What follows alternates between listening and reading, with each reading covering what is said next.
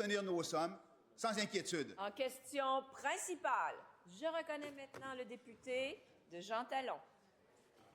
La classe politique, la classe économique du Saguenay-Lac-Saint-Jean est unie en opposition à la cession du barrage hydroélectrique de Domtar à une société en commandite de propriété indonésienne. Et les gens du Saguenay-Lac-Saint-Jean peuvent remercier qui et quoi pour ça? Le projet de loi 69, maintenant la loi 24, qui a ouvert la voie toute grande à la privatisation et à la cession des barrages et actifs hydroélectriques. Ça, c'est l'œuvre de Pierre Fitzgibbon qui a été continuée par la députée de Sanguinet. Le député de Jonquière s'en est rendu compte que maintenant, ce sont les citoyens de la région qui payent pour. Il a écrit « La production d'électricité doit pour toujours demeurer liée au travail pour les gens d'ici ».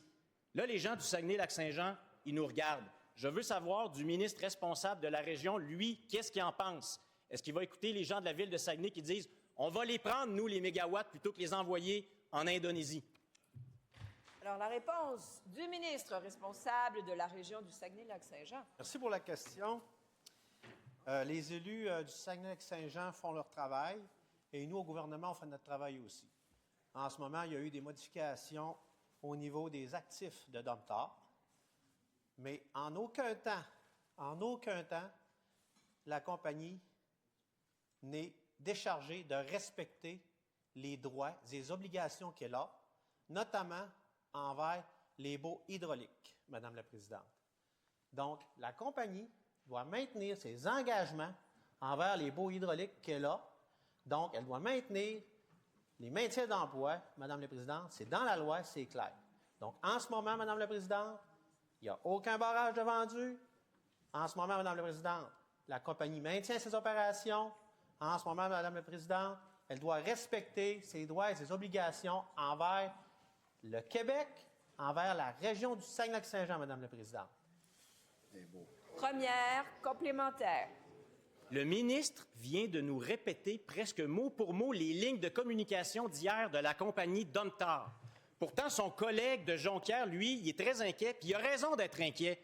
Les gens au Saguenay-Lac-Saint-Jean, là, sont pas gigons. Ils savent très bien qu'un barrage qui appartenait à une entreprise québécoise au moment de la nationalisation, en 63, qui est rendu dans les mains d'un propriétaire, d'un milliardaire indonésien, c'est pas dans les intérêts de la région. Est-ce qu'il va écouter, oui ou non, les gens de la région qui disent « Nous, on les veut, les mégawatts, pas en Indonésie ». La réponse du ministre. Madame la Présidente, soudainement, on s'intéresse à la région du Saguenay-Lac-Saint-Jean. Ça doit être en lien parce qu'il y a une partielle à Chicoutimi. Mais je veux encore maintenir la même réponse, Madame la Présidente. En ce moment, la compagnie est tenue de respecter ses engagements envers la région du Saguenay-Lac-Saint-Jean, ce qui veut dire le maintien d'emploi, Madame la Présidente. On travaille le dossier avec mes collègues de la région et on comprend, Madame la Présidente, on les comprend mieux que quiconque, les inquiétudes des gens. Mais je tiens à réitérer et à affirmer que la compagnie, l'entreprise, doit maintenir ses obligations envers le gouvernement du Québec, notamment en... Deuxième complémentaire. Mais j'ai toujours entendu aucune garantie de la part du gouvernement. La transaction, elle est faite. Le barrage est désormais dans les mains d'une société en commandite qui est la propriété d'un milliardaire indonésien, alors que ce sont des actifs qui devaient rester au Québec. Et ça, c'est le projet de loi 69, maintenant la loi 24, qui a ouvert toute grande la porte à ça.